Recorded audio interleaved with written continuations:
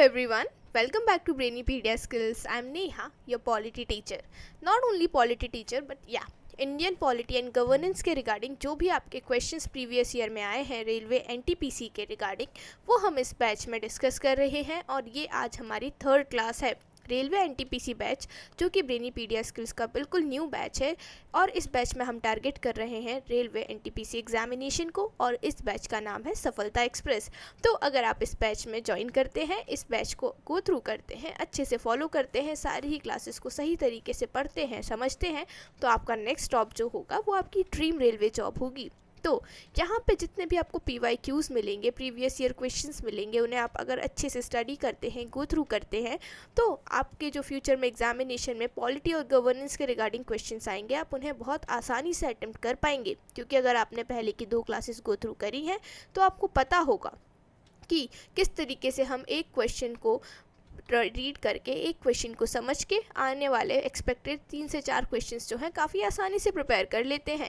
तो यहाँ पे भी हम आज वही करने वाले हैं। आज फिर से हम लोग लेकर आए हैं 25 प्रीवियस ईयर क्वेश्चंस यानी कि 25 PYQs। अगर आप इन 25 PYQs को अच्छे से समझते हैं, गो थ्रू करते हैं, तो ये आपके आने वाले एग्जामिनेशन के लिए काफ़ी हेल्पफुल और काफ़ी बेनिफिशियल जो है साबित होने वाला है।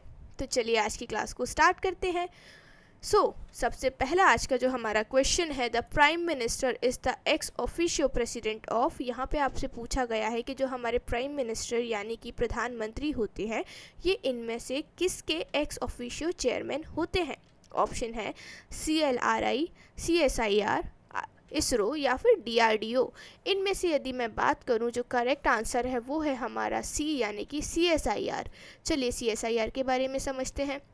The Prime Minister of India is the ex officio president of Council of Scientific and Industrial Research।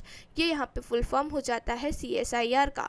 अब ये क्वेश्चन भी आपसे आ सकता है कि भाई ये जो CSIR है इसका फुल फॉर्म क्या है। तो इसका फुल फॉर्म हो जाएगा council of scientific and industrial research. This means they hold the position automatically by the virtue of their role as Prime Minister without needing as a separate appointment. अब यहाँ पे ये जो हमारा एक्स ऑफिशियो चेयरमैन का मतलब होता है कि भाई जो भी इंसान प्राइम मिनिस्टर यानी कि प्रधानमंत्री की पोस्ट को होल्ड करेगा, जो भी इंसान PM के ऑफिस को होल्ड करेगा, वो इंसान ऑटोमेटिकली यहाँ पे CSIR का प्रेसिडेंट बन जाएगा। इस पोस्ट का उस पर्टिकुलर पर्सन या फिर पर्सनालिटी से कोई भी कनेक्शन नहीं होता। आज कोई और हमारे प्रधानमंत्री हो सकता है भविष्य में कोई और हम पर्सनालिटी हमारे प्रधानमंत्री हमें देखने को मिले। तो उस कंडीशन में at present at that time जो भी इंसान PM की पोस्ट को होल्ड करेंगे, PM के ऑफिस को होल्ड करेंगे, वो ऑटोमेटिकली यहाँ पे CSIR के प्रेसिडेंट बन जाएंगे।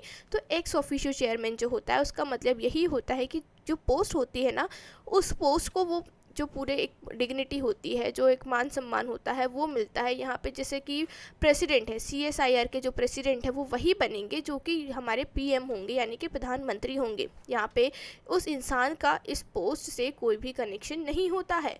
तो यहाँ से हमने पहला क्वेश्चन तो ये देखा कि हमारे जो CSIR हैं उनके प्रेसिडेंट कौन होते हैं। तो आंसर है हमारा प्रधानमंत्री। ये सवाल भी आपसे पूछा जा सकता है कि जो CSIR है इनमें से ऐसे कौन सी पर्सनालिटी है जो कि CSIR के प्रेसिडेंट के तौर पे एक्ट करते हैं। तो आपका आंसर हो जाएगा प्रधानमंत्री। आपको 3 से 4 ऑप्शंस दिए जा सकते हैं। प्रधानमंत्री हुआ, प्रेसिडेंट हुआ, चीफ जस्टिस हुआ या फिर गवर्नर ऑफ रिस्पेक्टेड स्टेट हुआ। इस प्रकार के आपको ऑप्शंस दिए जाएंगे और आपसे सवाल किया जाएगा कि भाई बताइए इनमें से ऐसी कौन सी पर्सनालिटी है जो कि CSIR के प्रेसिडेंट हैं। तो एक क्वेश्चन तो यही हो गया पहला क्वेश्चन। और दूसरा क्वेश्चन जो हमने अभी देखा कि भाई हमारे जो इनमें से प्रधानमंत्री हैं इनमें से कौन सी ऐसी ऑफिशियल ग्रुप है जिसके यहाँ पे हमारे प्रधानमंत्री प्रेसिडेंट हमें देखने को मिलते हैं। तो आंसर क्या हो गया, CSIR हो गया। अपार्ट फ्रॉम दैट एक और क्वेश्चन आ सकता है कि CSIR का आप मुझे फुल फॉर्म बता दीजिए। What is the full form of CSIR? Council of scientific and industrial research, ये होता है CSIR का फुल फॉर्म। तो यहाँ पे इस एक क्वेश्चन के द्वारा हमने यहाँ पे 3 क्वेश्चंस जो हैं प्रिपेयर कर लिए हैं और ये ही एक्सपेक्टेड क्वेश्चंस है जो इस पर्टिकुलर टॉपिक CSIR से आपके लिए आ सकते हैं एग्जामिनेशन में। चलिए नेक्स्ट बात करते हैं।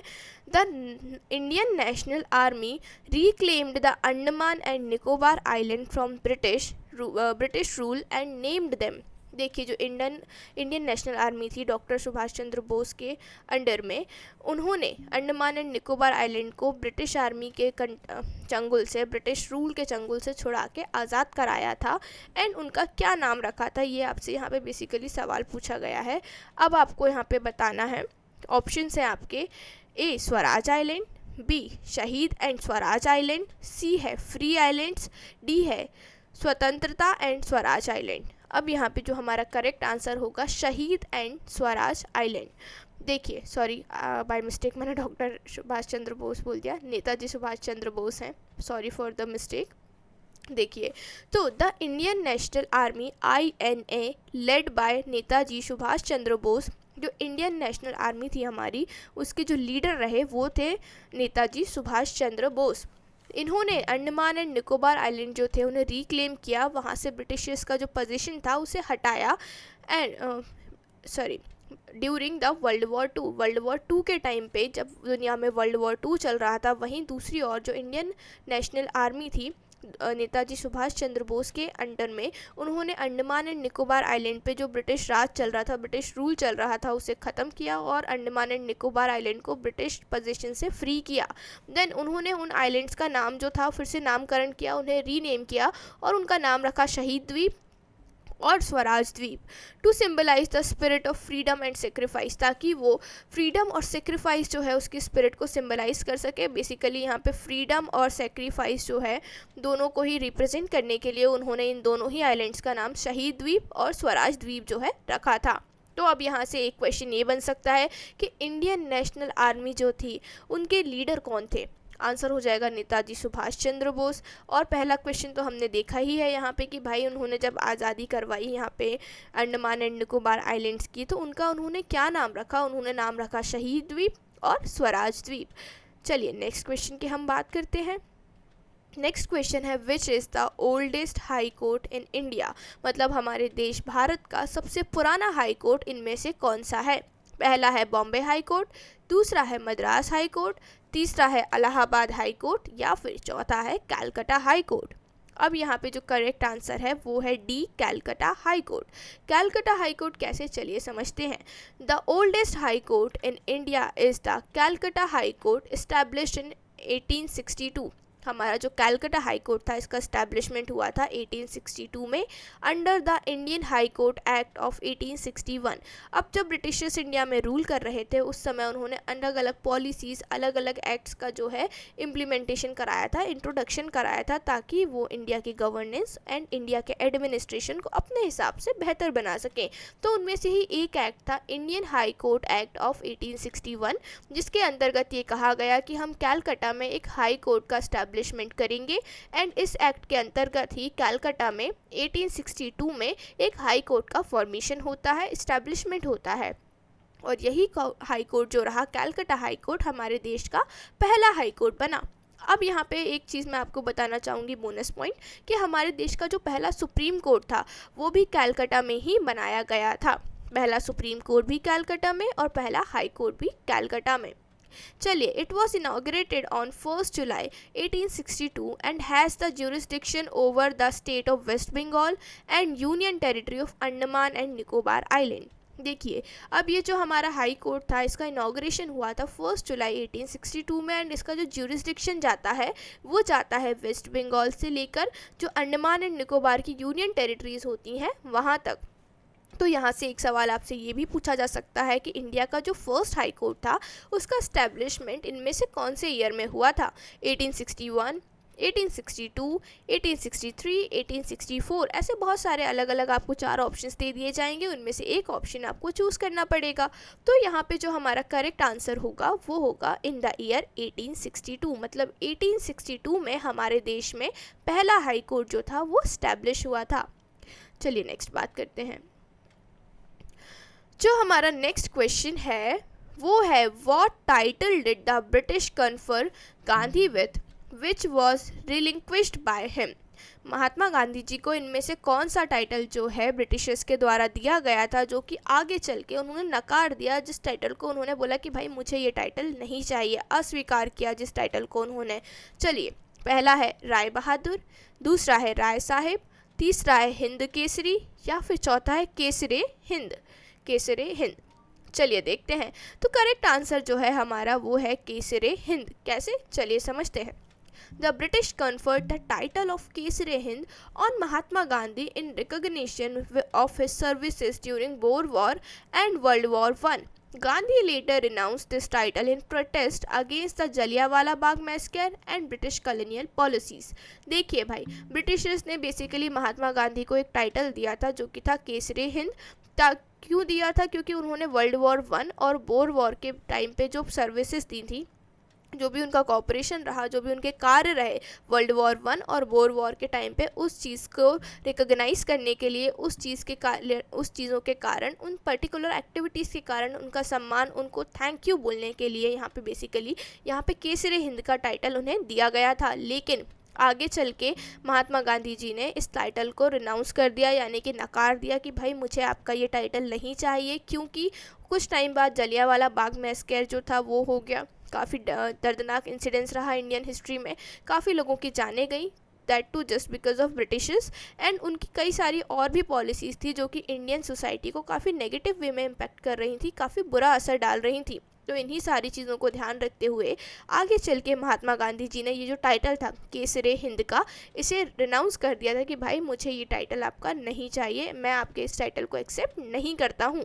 तो यहाँ से एक सवाल तो ये बन सकता है कि भाई क्या टाइटल दिया गया। फिर इसी सवाल को घुमा के भी पूछ सकते हैं कि इनमें से ऐसी कौन सी पर्सनालिटी है, ऐसे कौन से पॉलिटिकल लीडर हैं जिन्हें ब्रिटिशर्स ने केसरे हिंद का टाइटल दिया था।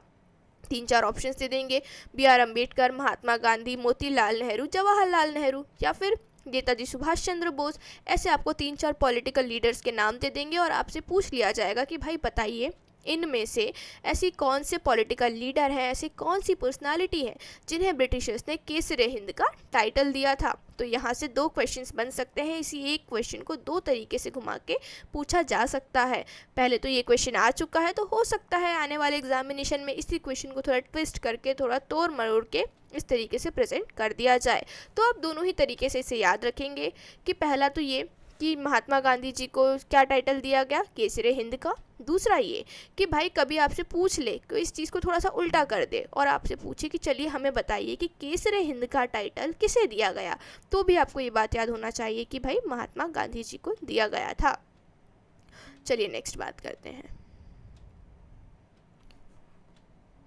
नेक्स्ट है हमारा the first democratically elected female president of Africa is from. Africa की सबसे पहली महिला जो थी जिन्हें डेमोक्रेटिकली इलेक्ट किया गया था, डेमोक्रेटिकली मतलब वोटिंग हुई थी, इलेक्शंस हुए थे, सारे प्रोसेस हुए थे, बताइए वो इनमें से कौन सी कंट्री, कौन से देश से बिलोंग करती हैं। ऑप्शन है नाइजीरिया, लिबेरिया, तंजानिया या फिर कीनिया। अब ये सवाल यहाँ पे क्या कर रहा है, बेसिकली ये सवाल गवर्नेंस का है, पॉलिटी से कनेक्ट करता है, इसीलिए हम इस सवाल को आज यहाँ पे डिस्कस कर रहे हैं। क्वेश्चन हो सकता है आपको थोड़ा सा टिपिकल लगे, बेसिकली क्वेश्चन में आपसे यही पूछा है कि आप मुझे बताइए इनमें से ऐसा कौन सा देश है जहाँ पे पहली बार डेमोक्रेटिकली एक फीमेल प्रेसिडेंट को इलेक्ट किया गया था, कौन से देश से बिलोंग करती थी वो फीमेल प्रेसिडेंट, आपको यहाँ पे ये आंसर बताना है। चलिए देखते हैं, आंसर है लिबेरिया। अब इसे थोड़ा सा और डिटेल में समझते हैं, क्योंकि अगर इसके कंटेक्स्ट में प्रीवियस ईयर में क्वेश्चन आया है तो पॉसिबिलिटी हो जाती है कि फ्यूचर में भी इसके रिगार्डिंग आपको क्वेश्चन देखने को मिले। साथ ही साथ यहाँ पे हो सकता है इसे थोड़ा बहुत चेंज करके आपसे सवाल पूछ लिया जाए। चलिए डिस्कस करते हैं। The first democratically elected female president of Africa Ellen Johnson Sirleaf, उनका जो नाम था, जो फीमेल प्रेसिडेंट थी उनका नाम था एलन जॉनसन सरलीफ। ये भी सवाल आ सकता है भाई कौन थी यहाँ पे अफ्रीका की पहली फीमेल प्रेसिडेंट जिन्हें डेमोक्रेटिकली प्रॉपर इलेक्शंस के द्वारा इलेक्ट किया गया था। तो पहले तो ये सवाल आ गया कि भाई कौन सी कंट्री से थी, आंसर इज लिबेरिया। भाई नाम क्या था, ये भी आ सकता है, जब उनकी कंट्री पूछी जा सकती है तो उनका नाम भी तो पूछा जा ही सकता है, तो उनका नाम था Ellen Johnson Sirleaf. She became the president. अच्छा, यहाँ पे इनका जो नाम है आप इसे किस तरीके से याद रख सकते हैं, जो अफ्रीका है काफ़ी घने जंगल देखने को मिलते हैं, काफ़ी सारी ट्राइब्स आपको देखने को मिलती हैं, तो लीफ से आप याद रख सकते हैं। लीफ जो होती है वो पेड़ पौधों में काफ़ी देखने को मिलती है, घने जंगलों में ही लीफ देखने को मिलेगी, तो अफ्रीका जो है वहाँ पे लीफ काफ़ी देखने को मिलेंगी, क्योंकि काफ़ी घना जंगल है, काफ़ी फैला हुआ जंगल है। तो उसी फैले हुए जंगल के जो प्रेसिडेंट हैं वो कौन है, लीफ। जंगल की प्रेसिडेंट कौन है? Sirleaf, Ellen Johnson Sirleaf. ये एक छोटी सी ट्रिक है जो आप यूज़ कर सकते हैं इनके नाम को याद रखने के लिए। क्या ट्रिक है? अफ्रीका में काफ़ी घने जंगल हैं और उस घने जंगल की प्रेसिडेंट कौन है? लीफ हैं। लीफ यानी कि एलन जॉनसन लीफ। लीफ अगर आप याद रख लेंगे तो आप चारों ऑप्शंस जब देखेंगे तो आप उस लीफ को देख के एलन जॉनसन लीफ को आसानी से चूज़ कर पाएंगे, टिक कर पाएंगे। आई रियली होप कि ये छोटी सी ट्रिक आपको ये नाम याद करने के लिए काफ़ी हेल्पफुल रहने वाली है। चलिए आगे बात करते हैं। इन 2006, भाई ये जो प्रेसिडेंट बनी ये 2006 में बनी, 2006 में बनी। सर्व्ड 2 टर्म्स, मतलब 2 बार बनी। 2 टर्म्स मतलब इन्होंने 2 बार कार्यकाल को अपना कंप्लीट किया। नोन एज आयरन लेडी, इन्हें आयरन लेडी के नाम से भी जाना जाता है। She played a significant role in rebuilding Liberia या लाइबेरिया बोलिए after years of civil wars and was awarded the Nobel Peace Prize in 2011 for her efforts in promoting peace, democracy and women's right। अब देखिए इन्होंने Liberia को काफ़ी rebuild किया, काफ़ी develop किया। लिबेरिया में बेसिकली एक ऐसी कंट्री है जहाँ पे कई सालों से सिविल वॉर चलता आ रहा था और उसके बाद ये यहाँ पे क्या बनती हैं? प्रेसिडेंट बनती हैं। और प्रेसिडेंट बनने के बाद इन्होंने यहाँ की सोसाइटी को, यहाँ की पूरी कॉन्स्टिट्यूशन को, यहाँ की पूरी डेमोक्रेसी को कुछ अच्छे तरीके से रीबिल्ड किया, प्रोग्रेस की तरफ इस देश को लेके गई ये। और इसी चीज़ के लिए इन्हें आगे चल के नोबल पीस का जो नोबल प्राइज़ होता है पीस के क्षेत्र में, वो इन्हें 2011 में 2011 में मिला। क्यों मिला? क्योंकि इन्होंने अपने देश में पीस यानी शांति को प्रमोट किया, डेमोक्रेसी को बनाए रखा, डेमोक्रेसी को और बेहतर बनाया, साथ ही साथ वुमेंस राइट यानी कि औरतों के जो अधिकार थे उनके ऊपर भी काफ़ी अच्छा कार्य इन्होंने किया। तो यहाँ से 2-3 क्वेश्चंस बन सकते हैं। सबसे पहला तो यही कि अफ्रीका की फर्स्ट डेमोक्रेटिकली इलेक्टेड प्रेसिडेंट कौन थी, कहाँ से थी, कौन से देश से थी? तो लाइबेरिया हो जाएगा। पूछ लिया जाएगा कि कौन थी, नाम क्या था? तो जंगल की प्रेसिडेंट लीफ यानी कि एलन जॉनसन सर लीफ, यहाँ पे इनका नाम हो जाएगा। फिर इसके बाद ये भी पूछा जा सकता है कि भाई ये जो फर्स्ट डेमोक्रेटिकली इलेक्टेड प्रेसिडेंट थी, फीमेल प्रेसिडेंट, इनको नोबल पीस प्राइज़ कब दिया गया? 2011 में दिया गया। ये भी हो सकता है कि इनमें से कौन सी ऐसी फीमेल प्रेसिडेंट है जिन्हें नोबल प्राइज़ दिया गया। इसे दिया गया यहाँ पे सर लीफ को दिया गया, यानी कि लीफ की बात हम यहाँ पे कर रहे हैं। तो आप इसे इस चीज़ से भी याद रख सकते हैं। चलिए let's move to the next question. Next question है Nepal's first women president is. भाई आज औरतों को लेके, वुमेन को लेके काफ़ी क्वेश्चंस हमें देखने को मिल रहे हैं, अच्छी बात है। नेपाल की जो पहली महिला प्रेसिडेंट, महिला राष्ट्रपति रही वो कौन थी? चलिए देखते हैं। ऑप्शन है रीता भंडारी, विद्या देवी भंडारी, ऐश्वर्या राज्य लक्ष्मी, कोमल राज्य लक्ष्मी। चलिए देखते हैं इसका करेक्ट आंसर क्या है। इसका करेक्ट आंसर है विद्या देवी भंडारी। अब विद्या देवी भंडारी जो थी, she was the very first women president of Nepal की पहली महिला प्रेसिडेंट, महिला राष्ट्रपति हमारी विद्या देवी भंडारी रही। इन्होंने जो अपना ऑफिस था उसे होल्ड किया अक्टूबर 2015 में and served as the second president of Nepal after the country became republic. अब जो हमारा नेपाल था 2006 में ही रिपब्लिक बना था, डेमोक्रेसी आई थी और सारी चीज़ें हुई थी। तो इसके बाद ये जो हमारी विद्या देवी भंडारी थी ये नेपाल की दूसरी राष्ट्रपति बनी, साथ ही साथ नेपाल की पहली महिला राष्ट्रपति यानी कि पहली फीमेल प्रेसिडेंट बनी। अब यहाँ पे ये भी सवाल आ सकता है कि भाई इन्होंने अपने ऑफिस को कब होल्ड किया, यानी कि कौन से साल में बनी। ये सवाल तो हो गया कि भाई कौन बना, विद्या देवी भंडारी बनी। एक सवाल ये भी आ सकता है कि नेपाल की जो पहली महिला राष्ट्रपति थी, फर्स्ट फीमेल प्रेसिडेंट थी, वो कौन से साल में प्रेसिडेंट बनी, कौन से ईयर में उन्होंने अपने ऑफिस को होल्ड किया। तो आंसर हो जाएगा 2015 यानी कि 2015। आई रियली होप कि यहाँ से जितने पॉसिबल क्वेश्चंस आ सकते थे वो हमने डिस्कस किए हैं। चलिए नेक्स्ट बात करते हैं। नेक्स्ट क्वेश्चन हमारा है union government budget deficit for a particular financial year represent. Union government का जो बजट डेफिसिट होता है एक पूरे पर्टिकुलर फाइनेंशियल ईयर के लिए, ये इनमें से किस चीज़ को, किस कंसेप्ट को रिप्रेजेंट करता है। ऑप्शन है total amount of revenue receipt, total amount of capital receipt, total amount of money that the government has to borrow, या फिर total amount of estimated government expenditure. चलिए समझते हैं इस चीज़ को। सही आंसर हो जाएगा the amount of money that the government has to borrow. Correct answer है हमारा सी। चलिए समझते हैं क्या होता है इसका मतलब। A budget deficit represent a short fall between the governments revenue and expenditure which is typically covered by the borrowing. यहाँ पे हमारा जो बजट डिफिसिट है ना, बेसिकली यही बताता है कि इतना अमाउंट जो गवर्नमेंट को यहाँ पे बोरो करना है यानी कि उधार करना पड़ेगा, गैप बताता है। कई बार क्या हो जाता है, हमारी जो गवर्नमेंट है ना उसके एक्सपेंडिचर यानी कि खर्च जो होते हैं ना उसके रेवेन्यू से ज़्यादा हो जाते हैं, मतलब कि हमारे पास पैसा कम है और हम खर्च क्या कर रहे हैं, ज़्यादा कर रहे हैं। तो जब हम खर्च ज़्यादा कर रहे हैं, एक्सपेंडिचर ज़्यादा हो रहा है, तो उस कंडीशन में हमें उधार लेना पड़ेगा, लोन लेना पड़ेगा। तो ये उसी अमाउंट को रिप्रेजेंट करता है कि भाई यहाँ पे गवर्नमेंट ने कितना एक्स्ट्रा पैसा जो है वो खर्च किया है और वो एक्स्ट्रा पैसा गवर्नमेंट को क्या करना है, बोरो करना है यानी कि उधार लेना पड़ेगा। तो यहाँ पे हमारा जो बजट डेफिसिट होता है ये इसी बात को रिप्रेजेंट करता है कि भाई गवर्नमेंट को कितना अमाउंट ऑफ मनी जो है बोरो करना है यानी कि उधार लेना है। आई रियली होप ये बात आपको समझ में आई हो। चलिए नेक्स्ट क्वेश्चन है, एज पर the India state forest report 2015 blank has the largest forest cover in terms of its area. India state forest report आई 2015 में।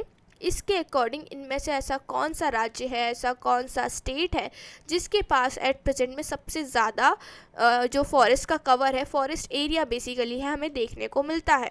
ऑप्शन है असम, जम्मू एंड कश्मीर, मध्य प्रदेश एंड अरुणाचल प्रदेश। अब जब आप इन राज्यों को देखेंगे तो इन सभी राज्यों में आपको जो एक फॉरेस्ट कवर है अच्छा खासा देखने को मिल जाता है। तो ये क्वेश्चन यहाँ थोड़ा सा डिफिकल्ट हो जाता है क्योंकि असम, अरुणाचल प्रदेश, मध्य प्रदेश, जम्मू एंड कश्मीर अच्छे खासे फॉरेस्ट जंगल हमें यहाँ देखने को मिलते हैं। चलिए देखते हैं तो करेक्ट आंसर क्या है फिर।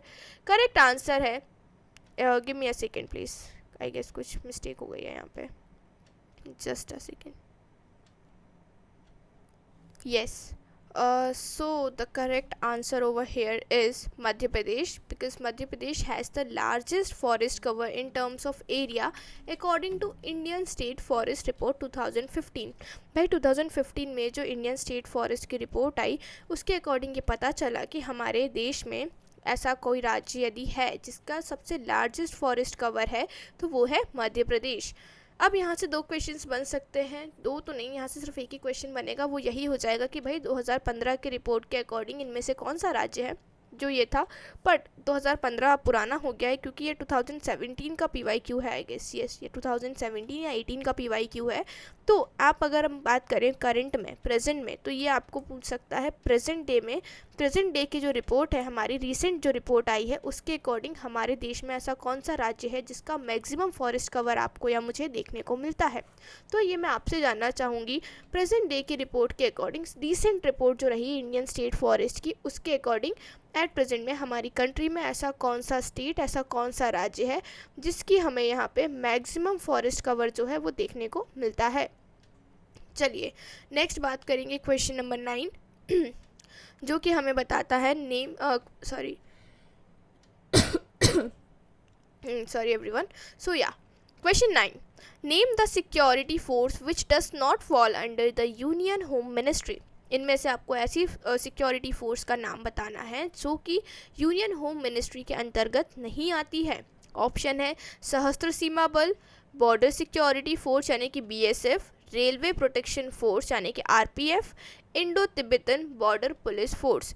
इनमें से आपको बताना है ऐसी कौन सी हमारी सिक्योरिटी फोर्स है जो कि यूनियन होम मिनिस्ट्री के अंतर्गत कार्य नहीं करती है। चलिए देखते हैं।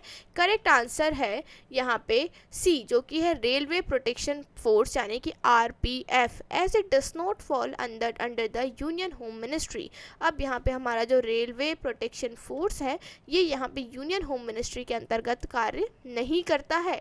तो क्योंकि जो रेलवेज होती है उनकी अलग से रेलवे मिनिस्ट्री बनाई जाती है और रेलवे के जो भी प्रोटेक्शन या फिर जो भी कार्य होते हैं वो रेलवे मिनिस्ट्री के अंतर्गत किए जाते हैं।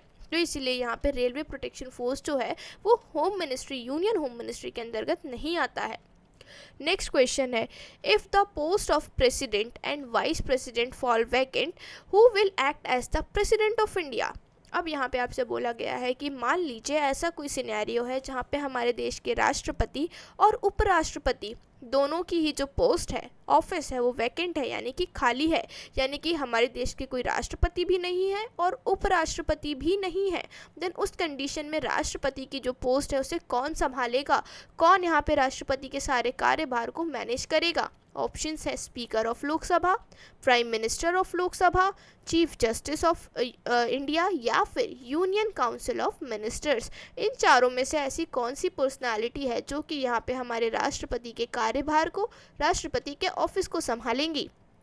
चलिए देखते हैं, करेक्ट आंसर है चीफ जस्टिस ऑफ इंडिया। अब यहाँ पे हमारे जो चीफ जस्टिस हो जाते हैं ये यहाँ पे क्या करेंगे, राष्ट्रपति की पोस्ट को, राष्ट्रपति के कार्यभारों को संभालेंगे यदि यहाँ पे हमारे प्रेसिडेंट यानी कि राष्ट्रपति और उपराष्ट्रपति दोनों की ही जो पोस्ट है वो क्या है, वैकेंट है यानी कि खाली है। उस कंडीशन में हमारे चीफ जस्टिस ऑफ इंडिया जो है इस पूरे ही कार्यभार को संभालेंगे, पूरे ही जो भी काम होंगे ऑफिस के रिगार्डिंग उसे यहाँ पे chief justice of India handle करने वाले हैं।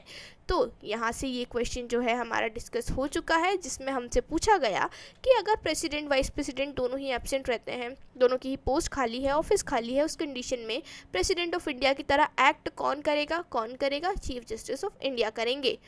चलिए next question, the aim of civil disobedience movement of 1929 was. अब जब ब्रिटिशर्स हमारे इंडिया में थे, ब्रिटिशर्स का रूल चल रहा था, उस समय कई सारे नेशनल मूवमेंट्स हुए, कई सारे प्रोटेस्ट सत्याग्रह हुए, कई सारे रिवॉल्ट हुए, रिवॉल्यूशंस हुए, ताकि यहाँ पे हमारे जो ब्रिटिशर्स हैं वो इंडिया को छोड़ के चले जाएं, भाई इंडियंस को आज़ादी दे दें। तो उनमें से ही एक बहुत ही फेमस मूवमेंट रहा जो कि था सिविल डिसोबीडिएंट मूवमेंट ऑफ 1929। अब इसी क्वेश्चन में एक नया क्वेश्चन बन जाता है, वो ये है कि जो सिविल डिसोबीडियंस मूवमेंट था ये कौन से ईयर में हुआ था, कौन से साल में हुआ था।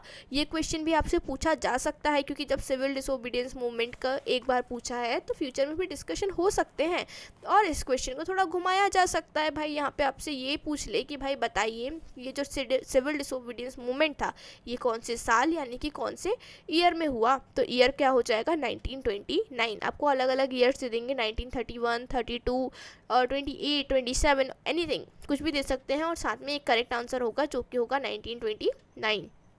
चलिए coming to our present question जो हम अभी डिस्कस करने वाले हैं, यहाँ पे आपसे पूछा है कि भाई बता दीजिए ये जो सिविल डिसोबीडियंस मूवमेंट हुआ 1929 में, इसका क्या एम था, क्या मोटिव था। ऑप्शन है complete disobedience of the order of the British government, British governments के सारे जो ऑर्डर्स हैं, जो भी यहाँ पे वो लोग बोल रहे हैं बातें हमें करने को, हम उसका कंप्लीट डिसोबीडियंस करेंगे। बोलते हैं ना कि आप काफ़ी ओबीडियंट स्टूडेंट हो, ओबीडियंट मतलब आप हमारी सारी बातें मानते हो, हमारा सारा जो कहा है वो करते हो, सारी चीज़ें हमारी सुनते समझते हो। और वहीं काफ़ी डिसोबीडियंट हो गए हो तुम, बदतमीज़ी करने लगे हो, बोलते हैं ना टीचर्स की भाई तुम तो बहुत अच्छे से बिहेव नहीं कर रहे, मेरी कही हुई बातों को ध्यान नहीं दे रहे हो, मेरी बातों को नहीं मान रहे हो। बेसिकली मैं जो तुम्हें बात करने को बोल रही हूँ, जो भी कार्य करने को बोल रही हूँ, तुम उन कार्यों को नहीं कर रहे हो, तो तुम क्या हो, काफ़ी डिसोबीडियंट हो। डिसोबीडियंट का मतलब होता है, डिसोबीडियंस का मतलब होता है कि ब्रिटिश गवर्नमेंट हमें जो भी कार्य करने को बोलेगी हम वो कार्य नहीं करेंगे। दूसरा है to protest the Chauri Chaura incident.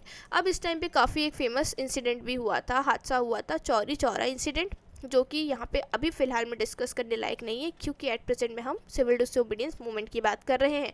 तो उसके अगेंस्ट में प्रोटेस्ट करने के लिए सिविल डिसोबीडियंस मूवमेंट को स्टार्ट किया गया। क्या third one is partial disobedience of the order of British government. यहाँ पे बोला कि भाई हम कुछ बातें मानेंगे, कुछ बातें इग्नोर करेंगे, मतलब यहाँ पे हाँ चलो ठीक है, थोड़ी बातों में हाँ हाँ कर देंगे, थोड़ी बातों को ना कर देंगे, थोड़ी बातों को नहीं सुनेंगे। पार्शियल मतलब करेंगे भी और नहीं भी करेंगे, दोनों चीज़ें रहेंगी। फिर इसके बाद fourth one is to ensure all civil rights of the citizens are granted by the government. अब यहाँ पे बोला गया कि इस चीज़ को हम इंश्योर करना चाहते हैं सिविल डिसोबीडियंस मूवमेंट के द्वारा कि भाई हमारे देश के जो नागरिक हैं, जो सिटीजन्स हैं, उनके सभी सिविल राइट्स क्या हो सके, उन्हें मिल सके, उन्हें प्रदान किए जाएँ। किसके द्वारा, ब्रिटिश गवर्नमेंट के द्वारा, क्योंकि उस टाइम ब्रिटिशर्स की ही गवर्नमेंट हुआ करती थी। चलिए देखते हैं करेक्ट आंसर क्या है। करेक्ट आंसर है complete disobedience of the order of British government. अब यहाँ पे ब्रिटिशर्स जो भी ऑर्डर देने वाले हैं उसका हम कंप्लीट डिसोबीडियंस करने वाले हैं, हम बात नहीं सुनेंगे, हम आपके ऑर्डर्स को नहीं फॉलो करेंगे। नाम में ही पता चल रहा है answer, civil disobedience movement. Disobedience मतलब हम क्या करने वाले हैं, ब्रिटिशर्स की बातों को इग्नोर करने वाले हैं, हम उनकी बातों को नहीं सुनने वाले हैं, हम वो जो भी कार्य बोलेंगे, जो भी ऑर्डर्स देंगे उसका हम विरोध करेंगे, हम डिसोबीडियंट बनने वाले हैं, हम यहाँ पे ब्रिटिशर्स की बात को नहीं सुनेंगे। चलिए नेक्स्ट क्वेश्चन है, the British government agree to grant independence to India in, British government ने कब अग्री किया था इंडिया को इंडिपेंडेंस देने के लिए? इनमें से ऑप्शन है 1944, 1945, 1946 या फिर 1947। ये तो काफ़ी आसान सवाल है, ये तो बच्चों वाला सवाल हो गया भाई, ये क्वेश्चन तो भाई स्कूल के बच्चे भी बता देते हैं। तो करेक्ट आंसर है 1947। 1947 को भाई ब्रिटिशर्स ने बोला था कि भाई दे देंगे हम आज़ादी, और इंडियंस को आज़ादी मिल भी गई थी। चलिए फिर 13th आना है, name the country whose currency is not called rupee. इनमें से ऐसे देश का नाम बताइए जिसकी करेंसी यहाँ पे रुपी नहीं कहलाती, रुपीज़ नहीं कहलाती, रुपया नहीं कहलाती, रुपए बोलते हैं इसको, रुपया या रुपए बोलते हैं, रुपी बोलते हैं इंग्लिश में, वो नहीं होती। ऑप्शंस है नेपाल, पाकिस्तान, श्रीलंका या फिर म्यांमार। चलिए देखते हैं क्या है करेक्ट आंसर। करेक्ट आंसर है म्यांमार, क्योंकि म्यांमार की जो करेंसी है वो रुपी नहीं है, वो है क्यात। क्यात बोलते हैं वहाँ की जो करेंसी होती है उसे हम क्यात बोलते हैं, ना कि रुपी। बाकी जो हमारा नेपाल, पाकिस्तान और श्रीलंका है यहाँ पे रुपी चलता है, लेकिन हमारा जो म्यांमार है इसमें क्या चलता है? क्यात चलता है। तो यहाँ पे करेक्ट आंसर क्या हो जाएगा? क्यात। या फिर आपको इसको इस तरीके से भी घुमा सकते हैं इस क्वेश्चन को कि भाई क्यात बोल दिया कि बताइए भाई तीन चार कंट्रीज़ के नाम दे दिए, म्यांमार, थाईलैंड, इंडोनेशिया, कंबोडिया, इस तरीके की 4 कंट्रीज़ के नाम दे दिए, और आपसे बोला कि बताइए इनमें से ऐसा कौन सा देश है जिसकी करेंसी को हम क्यात के नाम से जानते हैं। ऑप्शन क्या हो जाएगा? म्यांमार आपका करेक्ट आंसर हो जाएगा उस कंडीशन में। चलिए नेक्स्ट क्वेश्चन की बात करते हैं। नेक्स्ट क्वेश्चन है, who awarded the Kaisar e Hind medal of the British to Mahatma Gandhi for his contribution to ambulance service in South Africa.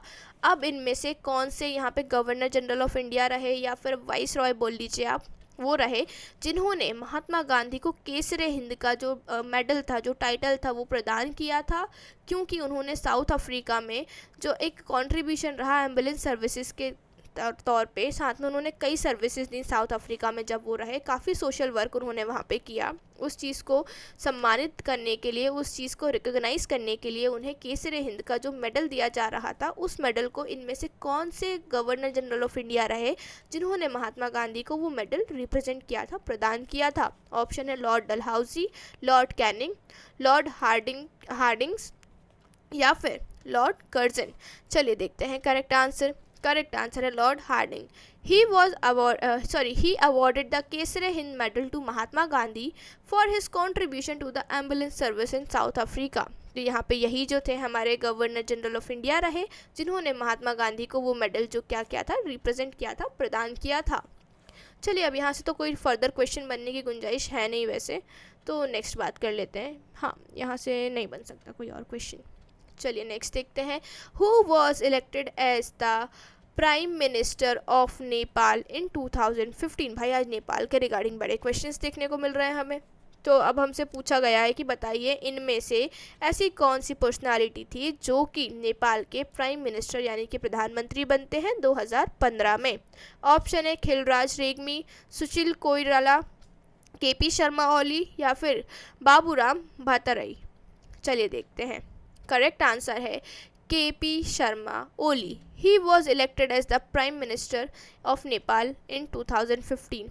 अभी जो केपी शर्मा ओली जी हैं, इनका नाम याद रखना काफ़ी आसान हो जाएगा क्योंकि इन्होंने कई बार इंडिया के कंटेक्स्ट में काफ़ी कंट्रोवर्शियल स्टेटमेंट्स जो हैं वो दे चुके हैं, जिसके कारण ये इंडिया में और इंडियन न्यूज़ में काफ़ी फेमस रहे। तो 2015 में ये जो केपी शर्मा ओली सर थे, इनका नाम याद रखना आपके लिए काफ़ी आसान हो जाएगा क्योंकि अगर आप थोड़ा बहुत भी न्यूज़ देखते हैं, थोड़ा बहुत भी करंट्स को गो थ्रू करते हैं, ऑफकोर्स आप एक सिविल सर्वेंट होने वाले हैं, आप एक एस्पिरेंट हैं और आप एक बहुत अच्छी डिग्निटी पोस्ट को होल्ड करने वाले हैं रेलवे की जॉब में, तो उस कंडीशन में ये जो न्यूज़ वगैरह फॉलो करना है ये तो आपके लिए काफ़ी आम सा रूटीन होगा। तो अगर आप न्यूज़ को फॉलो करते हैं, हिस्टोरिकल जो भी कॉन्फ्लिक्ट्स होते हैं उन चीज़ों को देखते सुनते समझते हैं, तो आपको पता होगा कि जो केपी शर्मा ओली सर हैं, इन्होंने कई बार इंडिया के कंटेक्स्ट में कुछ कंट्रोवर्शियल जो स्टेटमेंट्स थे उन्हें दिया था, जिसके कारण ये काफ़ी फेमस रहे, काफ़ी चर्चा में रहे थे इंडिया में। तो केपी शर्मा ओली सर जो हैं, इनका टाइम आप आसानी से याद रख सकते हैं। अब इस क्वेश्चन को दोबारा कैसे घुमाया जा सकता है, ये पूछ लिया जाएगा कि जो केपी शर्मा ओली थे ये हमारे नेपाल के प्रधानमंत्री यानी कि प्राइम मिनिस्टर कौन से ईयर में यानी कि कौन से साल में बने, 2015, 16, 17, 18 या फिर 11, 12, 13, 14, 15। इस तरीके से ऑप्शंस आपको दे दिए जाएंगे और आपसे बोला जाएगा कि भाई बताइए कि जो केपी शर्मा ओली थे ये नेपाल के प्राइम मिनिस्टर यानी कि प्रधानमंत्री इनमें से कौन से साल में बने। तो आप बता सकते हैं 2015 में बने। फिर एक क्वेश्चन ये भी आ जाएगा कि 2015 में कौन बने, केपी शर्मा ओली बने। ईजी है राइट। चलिए नेक्स्ट क्वेश्चन है हमारा, in accordance to the constitution the protection of life and personal liberty is granted under which article. अब यहाँ पे आपसे पूछा गया है कि भाई बताइए हमारे संविधान में, भारतीय संविधान में right to life and personal liberty जो है इनमें से कौन से आर्टिकल के अंतर्गत आपको और मुझे प्रदान किया जाता है। चलिए बात करते हैं। ऑप्शन है आर्टिकल 20, आर्टिकल 21, आर्टिकल 22 या फिर आर्टिकल 23। तो यहाँ पे जो हमारा करेक्ट आंसर होगा वो होगा आर्टिकल 21, क्योंकि आर्टिकल 21 जो है हमें ज़िंदगी जीने का अधिकार देता है, right to life and personal liberty देता है। चलिए, this article of the Indian constitution guarantees the fundamental right to protection of life and personal liberty, stating that no person shall be deprived of these rights except according to the procedure established by law। यहाँ पे बोला गया है basically article 21 के अंतर्गत कि हमारे देश के हर नागरिक, हर सिटीजन को जीवन जीने का, जिंदगी जीने का, प्रिवेसी का यहाँ पे अधिकार होता है। ऐसा कोई भी नागरिक नहीं है जिससे आप ये अधिकार छीन सकते हैं। ये हमारे देश के सभी नागरिकों का फंडामेंटल राइट यानी कि मौलिक अधिकार होता है। अब अगर मैं बात करूं, ये जो बाकी के 3 आर्टिकल्स हैं, आर्टिकल 20, 22 और 23, ये क्या बताते हैं।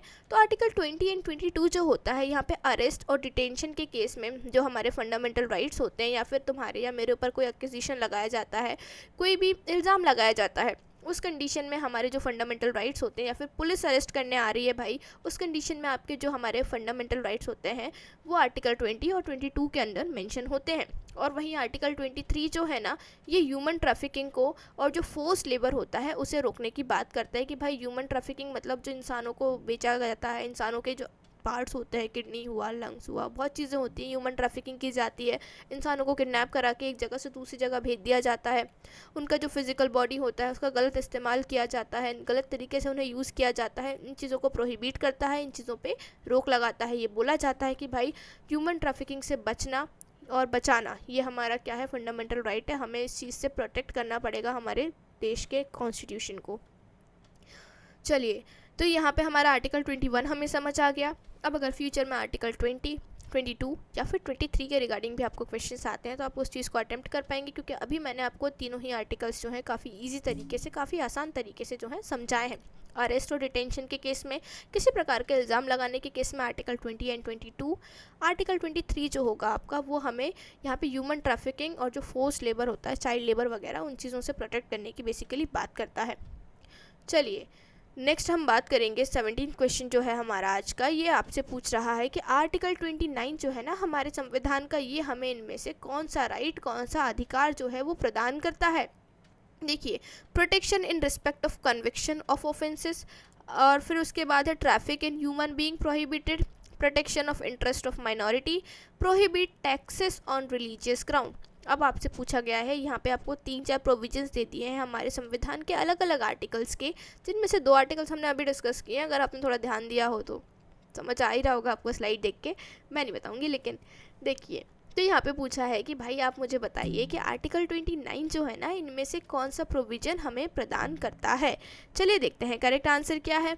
करेक्ट आंसर है protection of interest of minority. Article 29 जो है ना, यहाँ पे हमें बोलता है कि हमें सेफगार्ड करना है कल्चरल और एजुकेशनल राइट्स को। किसके कल्चरल और एजुकेशनल राइट्स? माइनॉरिटी, मतलब हमारे देश में रहने वाली जो माइनॉरिटीज़ हैं उनके कल्चरल राइट्स और उनके एजुकेशनल राइट्स को हमें प्रोटेक्ट करना है, सेफगार्ड करना है, बचा के रखना है। Ensuring they can preserve there unique identity, ताकि उनकी जो यूनिक आइडेंटिटी, रिच हेरिटेज और रिच कल्चर जो होता है वो उसे प्रिजर्व कर सकें, बचा के रख सकें।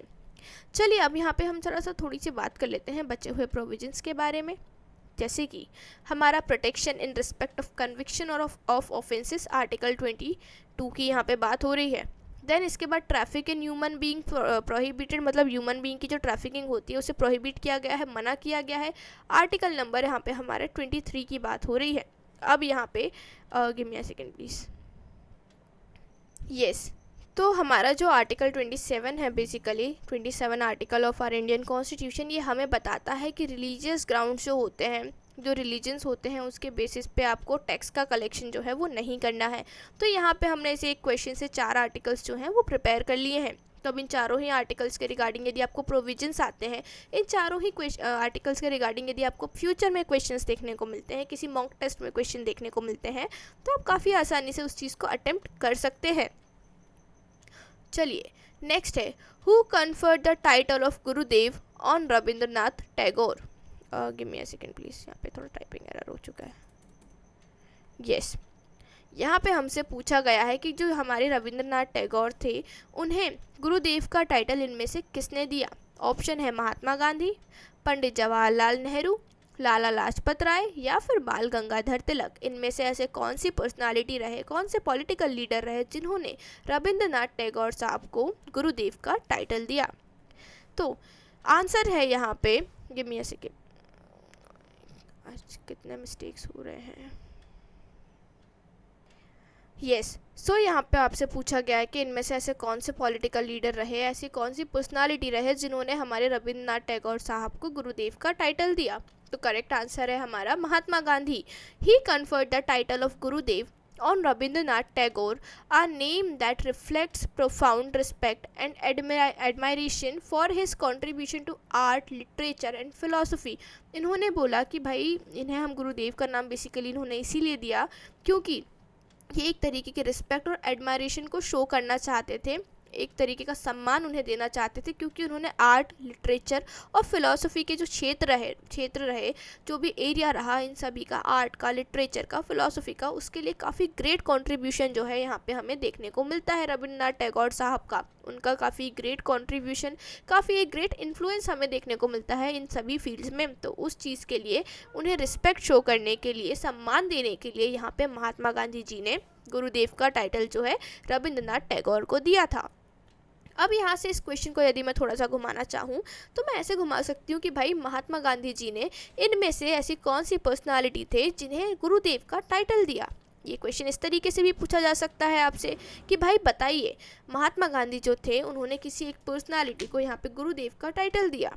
अब आप हमें बताइए कि उस पर्सनालिटी का नाम क्या था। आंसर हो जाएगा रविंद्रनाथ टैगोर। काफ़ी आसान है, पर एक ही क्वेश्चन को यहाँ पे कितने अलग अलग प्रकार से घुमा के, तोड़ मरोड़ के आपके सामने रिप्रेजेंट कराया जा सकता है। यहाँ पे हम उसी चीज़ की तो प्रैक्टिस कर रहे हैं। जब हम 25 PYQs पढ़ते हैं तो उन 25 PYQs में हम सिर्फ वही 25 प्रीवियस ईयर क्वेश्चंस को नहीं पढ़ते, उनके साथ साथ फ्यूचर में उस एक क्वेश्चन से कितने पॉसिबल क्वेश्चंस बन सकते हैं उसे भी डिस्कस करते हैं। साथ ही साथ उस एक क्वेश्चन को किस प्रकार से तोड़ मरोड़ के अलग तरीके से आपके सामने रिप्रेजेंट किया जाएगा, हम उस चीज़ को भी डिस्कस करते हैं। तो व्हेनेवर आप ये जो पोस्टर देखते हैं, जो भी थंबनेल देखते हैं 25 PYQs का, तो यहाँ सिर्फ और सिर्फ 25 PYQs की ही बात नहीं होती है। हर एक क्वेश्चन को एनालाइज किया जाता है, डिस्कस किया जाता है, कुछ इस तरीके से ब्रेक किया जाता है कि उस क्वेश्चन से रिगार्डिंग वो जो पर्टिकुलर टॉपिक है ना जिस पे से वो क्वेश्चन आया है, उससे फ्यूचर में जो भी पॉसिबिलिटीज़ हैं, संभावनाएं हैं रिलेटेड क्वेश्चंस आने की, वो सब यहाँ पे ख़त्म हो जाए। वो सारी ही संभावनाएं, वो सारी ही पॉसिबिलिटी हम इस एक क्लास में डिस्कस कर लें, पढ़ लें, समझ लें आसानी से, ताकि फ्यूचर में अगर उस टॉपिक से रिगार्डिंग कोई भी सवाल आपके लिए आता है तो आप उस चीज़ को आसानी से अटेम्प्ट कर पाएँ और ये जो क्लासेस आपके लिए हो रही हैं ये आपके लिए बेनिफिशियल साबित हो। इंडियन पॉलिटी और गवर्नेंस के कंटेक्स्ट में मैं अपनी पूरी कोशिश कर रही हूँ कि ये जो 25 PYQs हैं इससे रिगार्डिंग जितने भी पॉसिबल क्वेश्चंस आ सकते हैं वो सभी आपको आसानी से यहाँ पे समझा दूँ और सारे ही क्वेश्चंस आसानी से हम डिस्कस करें और साथ ही साथ लर्न करते हुए भी चलें। चलिए नेक्स्ट क्वेश्चन पर चलते हैं। जो आज का हमारा नेक्स्ट क्वेश्चन है वो ये है that who was the founder of Swaraj party. इनमें से बताइए कि ऐसी कौन सी पर्सनालिटी रहे जिन्होंने स्वराज पार्टी को फाउंड किया। बेसिकली फाउंडर कौन थे स्वराज पार्टी के। ऑप्शन है AC राजगोपालाचारी, मोतीलाल नेहरू, लाला लाजपत राय या फिर महात्मा गांधी। तो यहाँ पे जो हमारा करेक्ट आंसर है मोतीलाल नेहरू है। इन्होंने he was the founder of Swaraj party, इन्होंने क्या किया था, स्वराज पार्टी को फाउंड किया था, मतलब स्टार्ट किया था, basically established in 1923 along with Chittaranjan Das. The party, हम चित्तरंजन दास को CR दास के नाम से भी जानते हैं। The party aim to work within the legislative councils introduced by the British to fight for India self governance. अब देखिए भाई, ये जो स्वराज पार्टी हो जाती है ना, इससे कई तरीके के क्वेश्चंस बन सकते हैं। पहला क्वेश्चन तो यही हो गया, हु वॉज द फाउंडर, तो आंसर हो जाएगा मोतीलाल नेहरू। अब एक क्वेश्चन ये भी आ सकता है कि कौन से ईयर में, कौन से सन में ये जो स्वराज पार्टी थी इसे स्टार्ट किया गया था, इसका फॉर्मेशन किया गया था, तो आंसर हो जाएगा 1923। और एक क्वेश्चन ये भी आ सकता है कि भाई, पेयर में भी आ सकता है ये क्वेश्चन कि बताइए इनमें से ऐसे कौन से 2 पॉलिटिकल लीडर्स थे जो कि स्वराज पार्टी के फाउंडर्स के तौर पे जाने जाते हैं, या फिर initial political leaders, strong political leaders के नाम से जाने जाते हैं स्वराज पार्टी के कंटेक्स्ट में। तो यहाँ पे हमारा जो आंसर है वो हो जाएगा मोतीलाल नेहरू जी और चित्तरंजन दास जी। अब यहाँ पे ये भी क्वेश्चन आ सकता है कि भाई एम क्या था इस पॉलिटिकल पार्टी का, जैसे अभी हमने सिविल डिसोबीडियंस मूवमेंट के कंटेक्स्ट में देखा, आपसे पूछ लिया था कि भाई बताओ जो सिविल डिसोबीडियंस मूवमेंट था 1929 का, उसका एम क्या था, क्या मोटिव था उस पूरे मूवमेंट का, तो वहाँ पे हमने आंसर देख लिया था। उसी तरीके का सवाल यहाँ भी तो पूछा जा सकता है कि ये जो स्वराज पार्टी थी भाई, इनका क्या एम था, तो इनका एम था कि हम जो लेजिस्लेटिव काउंसिल है ना, जो ब्रिटिशर्स ने इंट्रोड्यूस कराई थी उस टाइम पे, लेजिस्लेटिव काउंसिल्स बेसिकली यहाँ पे विधानसभा समझ सकते हो अभी इजी लैंग्वेज में से, तो उसमें हम कार्य करने वाले हैं और इस तरीके से कार्य करेंगे कि हम देशवासियों के लिए, सिटीजन्स के लिए सेल्फ गवर्नेंस यानी कि स्वराज की, सेल्फ रूल की यहाँ पे मांग रखने वाले हैं। नाम से ही पता चल रहा है स्वराज पार्टी, तो किसकी डिमांड करेंगे ये लोग, स्वराज की ही डिमांड करेंगे। इनका ये जो पूरा प्लान था, जो पूरा एम था वो ये था कि हम यहाँ पे लेजिस्लेटिव काउंसिल्स में जाएंगे, वहाँ कार्य करेंगे और वहाँ पे डिमांड रखेंगे स्वराज की यानी कि सेल्फ रूल की, इंडियन सिटीजन्स के लिए, इंडिया के नागरिकों के लिए। उम्मीद करती हूँ ये चीज़ आपको समझ में आई होगी। यहाँ के जो पॉसिबल क्वेश्चंस थे वो हमने डिस्कस करे, 2 से 3 पॉसिबल क्वेश्चंस आ सकते हैं, एक तो ईयर वाला, साथ ही साथ एम वाला एंड फाउंडर वाला, तीनों ही क्वेश्चंस हम डिस्कस कर चुके हैं।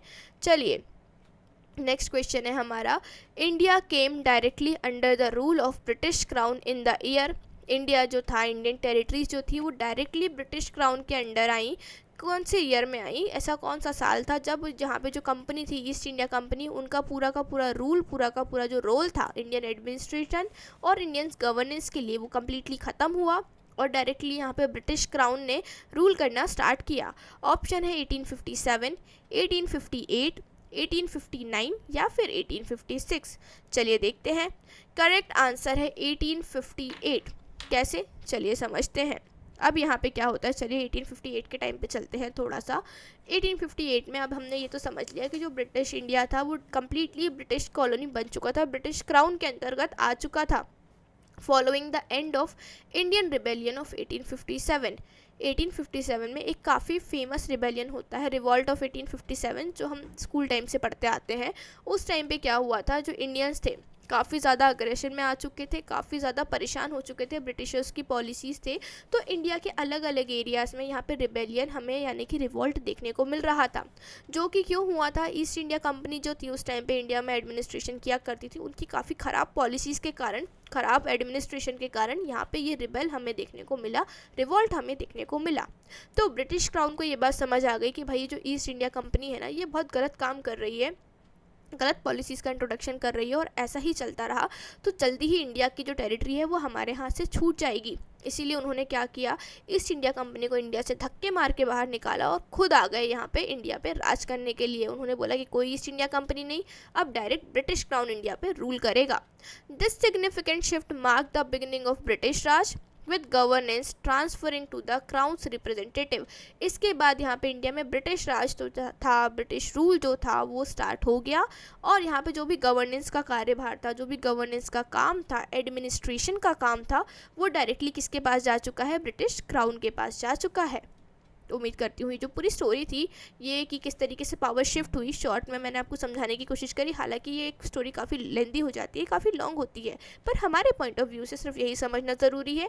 कब हुआ, 1858 में हुआ। क्यों हुआ, 1857 का जो रिवॉल्ट था उसके कारण हुआ, क्योंकि काफ़ी ज़्यादा स्कैरी रिवॉल्ट था ब्रिटिशर्स के लिए। उन्हें काफ़ी बड़ा एक जॉल्ट लगा था, जॉल्ट मतलब झटका, काफ़ी बड़ा झटका लगा था कि भाई इंडियंस के पास भी इतनी यूनिटी, इतनी पावर है। चलिए नेक्स्ट बात करेंगे हम, नेक्स्ट क्वेश्चन जो है, Rajya Sabha is also known as. अब आपसे पूछ लिया गया है राज्यसभा का एक अनदर नेम है, एक और नाम है, वो बता दीजिए। जैसे आपका और मेरा होता है ना, ऑफिशियल नेम अलग, घर का नाम अलग, मम्मी कुछ और बुलाती हैं, फ्रेंड्स कुछ और बुलाते हैं, कलीग्स कुछ और बुलाते हैं, वैसे ही राज्यसभा के भी ना अलग अलग नाम हैं। तो उन अलग नामों में से एक नाम आपसे पूछा है यहाँ पे ऑप्शन देके कि आप बताइए कि राज्यसभा का एक और नाम क्या है हमारे इंडियन कॉन्स्टिट्यूशन में। तो सबसे पहला है legislative council, senior house, upper house या फिर लोअर हाउस। अब यहाँ पे करेक्ट आंसर हो जाएगा upper house. The Rajya Sabha is known as the upper house in the Indian parliamentary system, complementing the Lok Sabha, यानी कि हमारा यहाँ पे लोअर हाउस। अब जो हमारा राज्यसभा होता है इसे हम अपर हाउस यानी के नाम से भी जानते हैं, और उसके अलावा जो हमारा लोकसभा होता है उसे हम लोअर हाउस के नाम से भी जानते हैं। दोनों के ही अलग अलग नाम हैं, सिनोनिम बोल लो, निक नेम बोल लो, जो आपको लगे आप कर लीजिए। बेसिकली हमारा राज्यसभा हो जाएगा अपर हाउस, लोकसभा हो जाएगा लोअर हाउस। चलिए नेक्स्ट क्वेश्चन है हमारा, battle of Plassey was fought bye the British under the leadership of, give me a second. अब यहाँ पे आपसे पूछा गया है कि जो हमारी बैटल ऑफ प्लासी थी, ये जो लड़ाई हुई थी बेसिकली, इसमें ब्रिटिशर्स के जो हेड थे वो कौन थे, ब्रिटिशर्स को लीड कौन कर रहा था, ब्रिटिशर्स की जो पूरी आर्मी, जो पूरी सेना थी, उसके लीडर कौन रहे। ऑप्शन है Robert Clive, Lord Dalhousie, Warren Hastings या फिर जेम्स हार्टले। तो यहाँ पे करेक्ट आंसर हो जाएगा रॉबर्ट क्लाइव। रॉबर्ट क्लाइव क्यों, चलिए देखते हैं, क्योंकि उस टाइम पे बेसिकली यहाँ पे जो गवर्नर वगैरह रहे वो रॉबर्ट क्लाइव रहे। He led the British forces during the battle of Plassey in 1757। अब भाई जो बैटल ऑफ प्लासी 1757 है ना, ये मॉडर्न इंडियन हिस्ट्री के कंटेक्स्ट में भी और इंडियन पॉलिटी के कंटेक्स्ट में भी ना काफ़ी इंपॉर्टेंट रोल प्ले करता है, क्योंकि इसके बाद ही जो ब्रिटिशर्स थे ना, east India company majorly specially अगर मैं बात करूँ, तो उनका जो पावर था वो इंडिया में इतना बढ़ता गया कि फिर आगे की स्टोरी आपको पता ही है। ये जो 1757 की जो वॉर थी ना, बैटल थी, बैटल ऑफ प्लासी, ये एक स्टार्टिंग पॉइंट आप बोल सकते हो, टर्निंग पॉइंट बोल सकते हो कि भाई यहाँ से उन्होंने एडमिनिस्ट्रेशन में ना अपनी नाक घुसेड़ना स्टार्ट कर दिया था। इसके पहले वो बिजनेस पे फोकस करते थे, पर यहाँ से देवर लाइक कि हम बैटल ऑफ प्लासी जीत सकते हैं, मतलब हम पूरा इंडिया जीत सकते हैं, कॉन्फिडेंस बढ़ गया भाई लोगों का। तो a pivotal event in Indian history that marked the beginning of British colonial dominance in India। भाई यही वो बैटल थी जिसके बाद क्या होता है, इंडिया में ब्रिटिशर्स का जो एडमिनिस्ट्रेशन है, जो डोमिनेंस है, वो स्टार्ट हो जाता है। तो यहाँ पे आपसे दो सवाल आ सकते हैं। पहला तो बैटल ऑफ प्लासी कौन से ईयर में हुआ, कौन से साल में हुआ, कौन से ईयर में हुआ, 1757 में हुआ। और एक क्वेश्चन हम डिस्कस कर ही चुके हैं भाई, यहाँ पे ब्रिटिशर्स के हेड कौन थे, ब्रिटिशर्स को लीड कौन कर रहा था, रॉबर्ट क्लाइव लीड कर रहे थे। चलिए नेक्स्ट क्वेश्चन पे आते हैं। नेक्स्ट क्वेश्चन है, how many princely states were there in India at the time of independence. भाई जब हमारा देश आज़ाद हुआ उस समय इंडिया में कितने प्रिंसली स्टेट्स हमें देखने को मिलते थे। ऑप्शन है 347, 490, 565 या फिर 480। तो यहाँ पे करेक्ट आंसर हो जाएगा 565। Eight the time of India's independence in 1947, भाई हमारा देश जब 1947 में आज़ाद हुआ, इंडिया को आज़ादी मिली, उस समय इंडिया में जो प्रिंसली स्टेट्स थे, प्रिंसली स्टेट्स का मतलब होता है ऐसे राज्य जहाँ पे लोकल राजा जो होते हैं, लोकल रूलर्स जो होते हैं, वो खुद रूल करते हैं, खुद राज्य करते हैं। अब तुम इमेजिन करो 565 लोकल रूलर्स, 565 लोकल किंग्स आपको उस टाइम पे इंडिया में देखने को मिलते थे। Each of these states had its own ruler and governance under the British Raj. British Raj में, ब्रिटिश रूल में, यहाँ पे इन जो राज्य थे, जो प्रिंसली स्टेट्स थे, इनके खुद के लोकल रूलर्स हुआ करते थे और इनके खुद की मतलब खुद के लोकल रूल्स भी होते थे। रूल्स रेगुलेशंस जो हैं वो खुद के हुआ करते थे इनके। And the integration to the Indian union was a significant challenge during the post independence period. भाई जब इंडिपेंडेंस हुआ, आज़ादी हुआ, तो इन सभी को मिला के मर्ज करके एक देश के अंदर लाना जो था ना, एक काफ़ी कॉम्प्लिकेटेड और काफ़ी एक बोलना चाहिए सीरियस टॉपिक था, एक बहुत चैलेंजिंग टास्क रहा। और इस टास्क में सबसे इम्पॉर्टेंट रोल अगर किसी ने प्ले किया तो वो थे सरदार वल्लभ भाई पटेल। उन्होंने इन सारी ही टेरिटरीज़ जो हमारे प्रिंसली स्टेट्स थे, इनके राजा महाराजा जो भी रहे, जो भी लोकल रूलर्स रहे, उन्हें समझाया, उन्हें मनाया कि भाई आप इंडियन यूनियन में आइए, क्या कीजिए, इंडियन यूनियन का हिस्सा बनिए। इसके बाद भी कुछ प्रिंसली स्टेट्स जैसे कि जूनागढ़, जम्मू कश्मीर और हैदराबाद ऐसे हुए थे जिन्हें भाई जो तैयार ही नहीं थे इंडियन यूनियन में आने के लिए। आखिर बहुत टाइम लगा उन चीज़ों को मनाने में, पर आखिर कुछ टाइम बाद वो लोग भी इंडियन यूनियन में, यानी कि इंडिया के देश में, कंट्री में शामिल होने के लिए तैयार हो गए थे, क्योंकि ब्रिटिशर्स ना जाते जाते भी हमारे देश को तोड़ के गए। उन्होंने इन लोगों को परमिशन दे दी, इन प्रिंसली स्टेट्स वालों को परमिशन दे दी कि भाई ये आपकी मर्जी है, आप चाहो तो आप इंडिया में रह लो, आप चाहो आप पाकिस्तान में रह लो, और आप चाहते हो आप दोनों में से किसी देश में ना रहो, आप इंडिपेंडेंट देश बन के रहो, इंडिपेंडेंट प्रिंसली स्टेट बन के रहो, तो आप वो भी कर सकते हैं। अब आप देखिए, किसी को अगर आप इस तरीके के ऑप्शन दे रहे हैं तो भाई कोई राजा क्यों अपनी पावर को छोड़ के किसी दूसरे देश के अंडर रहना चाहेगा।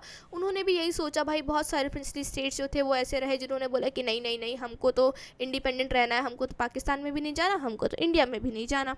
उस कंडीशन में उन्हें मनाना, उन्हें परसुएट करना कि भाई नहीं, आप इंडिया में आइए, आपकी पावर, आपका कल्चर जो है किसी तरीके से हार्म नहीं होगा। ये एक काफ़ी डिफ़िकल्ट टास्क था जिसे सरदार वल्लभ भाई पटेल ने काफ़ी बहुत सही तरीके से उन्होंने इस चीज़ को मैनेज किया। उन्होंने प्रिंसली स्टेट्स के जो राजा महाराजा रहे, लोकल रूलर्स रहे, उन्हें बहुत मुश्किल से कन्विंस किया कि नहीं भाई आप आओ, कोई दिक्कत नहीं होगी, कोई परेशानी नहीं होगी। इसलिए तो हम उन्हें आयरन मैन ऑफ इंडिया के नाम से जानते हैं, इंडिया के लौह पुरुष के नाम से उन्हें हम जानते हैं। नेक्स्ट क्वेश्चन है, who is considered as the father of modern Indian renaissance. यहाँ पे इन मॉडर्न इंडियन रेनेसेंस के जो फादर हैं, जो पिता हैं, वो कौन है? महात्मा गांधी, सरदार वल्लभ भाई पटेल, विनोबा भावे, या फिर राजा राम मोहन रॉय। तो यहाँ पे आंसर हो जाएगा राजा Ram Mohan Roy. He is widely considered as the father of modern Indian Renaissance due to his significant contribution to the educational reforms in India during 19th century। अब 19th century के टाइम पे जो हमारे राजा राम मोहन रॉय रहे, उन्होंने हमारी सोसाइटी में और हमारे एजुकेशन की फील्ड में काफ़ी अच्छे कॉन्ट्रीब्यूशंस किए, काफ़ी पॉजिटिव बदलाव जो है ये लेकर आए थे। इसीलिए इन्हें हम एट प्रेजेंट में मॉडर्न इंडियन जो रेनेसेंस रहा उसके फादर यानी कि पिता के नाम से जानते हैं। तो ये सवाल आपसे आ सकता है। और दूसरा ये भी सवाल आ सकता है आपसे कि भाई ये जो हमारे राजा राम मोहन रॉय थे, इन्होंने कौन सी सेंचुरी में चेंजेस लेकर आए? 19th सेंचुरी में। Next and the final question for the day, which of the following prime minister was awarded Bharat Ratna. इनमें से ऐसे कौन से प्रधानमंत्री रहे, प्राइम मिनिस्टर रहे, जिन्हें भारत रत्न से नवाजा गया? ऑप्शन है वीपी सिंह, मोरारजी देसाई, चरण सिंह, या फिर Manmohan Singh. The correct answer है Morarji Desai. He was awarded the Bharat Ratna in 1991। अब यहाँ से दो क्वेश्चन आ सकते हैं। पहला तो भाई ऐसे कौन से प्रधानमंत्री रहे जिन्हें यहाँ पे भारत रत्न दिया गया। दूसरा है यहाँ पे कि भारत रत्न इन्हें कौन से ईयर में, कौन से सन में दिया गया। तो करेक्ट आंसर होगा 1991। अब हमेशा की तरह एक सवाल मैं आपके लिए पेश करना चाहती हूँ, वो ये है that who devised the policy of doctrine of lapse. Doctrine of lapse एक ब्रिटिशर्स की पॉलिसी हुआ करती थी, जिसके अंतर्गत यदि किसी इंडियन राजा, इंडियन किंग के बायोलॉजिकल सन नहीं है तो उनका जो राज्य होता था ना, वो ब्रिटिशर्स हड़प लेते थे। अब हड़पने के बाद क्या करते थे, हड़पना मतलब इन द सेंस अब ब्रिटिशर्स जो हैं वो हड़प ही लिया उन्होंने, बाकी उसे ना शुगर कोट करने के लिए उन्होंने काफ़ी अच्छे अच्छे क्लॉज बनाए थे। पर अगर आसान भाषा में आपको बताऊं तो अगर कोई भी ऐसा राजा है या फिर रानी है जिसकी बायोलॉजिकल संतान नहीं है, सन नहीं है, बेटा नहीं है बायोलॉजिकल, तो उस कंडीशन में ब्रिटिशर्स क्या करने वाले हैं, उनके राज्य को टेक ओवर कर लेंगे, भाई कब्जा कर लेंगे, भाई आपकी औलाद नहीं है तो आप राज्य नहीं कर सकते, आप राज्य करने लायक ही नहीं हो। इस तरीके की उनकी थिंकिंग थी। तो यहाँ पे जो पूरी पॉलिसी थी ना, डॉक्ट्राइन ऑफ लैप्स बोला गया इस पॉलिसी को इनमें से किसने इंट्रोड्यूस कराया? Lord Curzon, Lord Mountbatten, Lord Dalhousie, या फिर रॉबर्ट क्लाइव। आप मुझे इसका आंसर जो है कमेंट सेक्शन में बताएंगे। I really want to know कि भाई इनमें से ऐसी कौन से, भाई आप governor general of India, Bengal, जो भी बोलना है बोल लो, गवर्नर बोल लो शॉर्ट में, ऐसे कौन से गवर्नर थे जिन्होंने ये डॉक्ट्राइन ऑफ लैप्स की पॉलिसी का इंट्रोडक्शन हमारे देश में कराया था। अब डॉक्ट्राइन ऑफ लैप्स क्या होती है, आसान थोड़ा इजी लैंग्वेज में समझा तो मैंने दिया ही है, उम्मीद करती हूँ समझ में आया होगा। इनमें से किसने किया था इंट्रोडक्शन, भाई कमेंट सेक्शन में मुझे ज़रूर बताइएगा इसका आंसर। एंड या that's all for today's video. मैं उम्मीद करती हूँ कि भाई आज की जो क्लास रही आपको काफ़ी आसानी से समझ आई। यहाँ पे 25 PYQs जो है हमने डिस्कस किए, उनसे कौन कौन से पॉसिबल क्वेश्चंस बन सकते हैं ये भी हमने समझा। उसी क्वेश्चन को कैसे ट्विस्ट करके, टर्न करके, तोड़ मरोड़ के आपके सामने प्रेजेंट किया जा सकता है आने वाले एग्जामिनेशन में, हमने ये भी समझा। साथ ही साथ इस क्वेश्चन में हमसे क्या बातें कही गई, बेसिकली इन 25 PYQ के चलते हमने 30 to 35, मैं 35 भी कम बोल रही हूँ, 40+ क्वेश्चंस जो हैं आज की क्लास में हमने प्रिपेयर किए। आपने आज इस 1 घंटे की क्लास में सिर्फ 25 PYQs नहीं उन 25 PYQs में पर PYQ में हमने 2 से 3 क्वेश्चंस तो आराम से प्रिपेयर किए। हर एक क्वेश्चन में हमने, अगर हम ध्यान से देखें इस चीज़ को, हर एक क्वेश्चन को डिस्कस करते हुए हमने उस एक क्वेश्चन से आने वाली पॉसिबल 3 से 4 क्वेश्चंस जो है वो डिस्कस किए हैं। तो यहाँ पे अगर आप मान के चलो तो अप्रॉक्सीमेटली मैं कम से कम बता रही हूँ कि आपने आज की क्लास को अगर गो थ्रू किया है, आज की क्लास को यदि आपने देखा है, तो आज की क्लास में आपने 40+ क्वेश्चंस जो है, एक्सपेक्टेड क्वेश्चंस जो कि आपके एग्जामिनेशन में आ सकते हैं, बहुत हाई चांसेस हैं, उन 40+ क्वेश्चंस को प्रिपेयर किया है। तो आप सोचिए अगर हर क्लास में आप 40 क्वेश्चंस प्रिपेयर करके चलेंगे तो सिर्फ इन्हीं क्लासेस को गो थ्रू करके आप जो एनटीपीसी का पॉलिटी और गवर्नेंस वाला सेक्शन है ना, उसे आराम से कवर कर लेंगे। आपको अलग से चीज़ें पढ़ने की, गो थ्रू करने की ज़रूरत नहीं पड़ेगी। तो I would highly recommend you कि अगर आप चाहते हैं कि एफर्टलेसली, बिना किसी एक्स्ट्रा मेहनत के, जो पॉलिटी वाला सेक्शन है ना आपका आसानी से ख़त्म हो जाए, तो आप इन PYQ सीरीज़ को कॉन्स्टेंटली गो थ्रू कीजिए, क्वेश्चंस लगाइए, सॉल्व कीजिए, साथ में समझते हुए चलिए चीज़ों को। इसके अलावा आपको अलग से एफर्ट्स लगाने की ज़रूरत नहीं पड़ेगी, क्योंकि आपके लिए जितने भी इंपॉर्टेंट एफर्ट्स हैं, जो भी मेहनत का काम है, वो मैं कर रही हूँ। ढूंढ के क्वेश्चंस आपके लिए लेकर आ रही हूँ, ताकि आप क्वेश्चंस को समझ सकें, क्वेश्चंस का जो क्राइटेरिया होता है उसे समझ सकें। आपको करना बस इतना है, क्लास ज्वाइन करना है, गो थ्रू करना है, लर्न करते हुए चलना है चीज़ों को, और जो क्वेश्चन मैं आपसे पूछ रही हूँ उनका कॉन्स्टेंटली मुझे यहाँ पे कमेंट सेक्शन में जवाब बताइए, ताकि मुझे पता चले कि आप एक्चुअली में चीज़ें पढ़ रहे हैं। आई रियली होप कि आज की क्लास आपको समझ में आई होगी। एंड जैसा कि मैं हमेशा अपनी क्लास में बोलती हूँ, अगर आपको अच्छे से एग्ज़ाम क्रैक करना है तो पढ़ाई के साथ साथ you should stay healthy and stay happy as well, क्योंकि अगर आपका माइंड फ्रेश रहेगा तो आप एक बेहतर तरीके से चीज़ों को पढ़ पाएंगे, समझ पाएंगे। So I really hope you all are happy, you all are healthy. So at last I would like to say thanks for watching the video, and if you like the video, please like the video. Do tell me the answer in the comment section and share the video with your friends, especially with those who are preparing for NTPC 2025. I really hope you guys are doing well. At last I would like to say just one thing, that thanks for watching.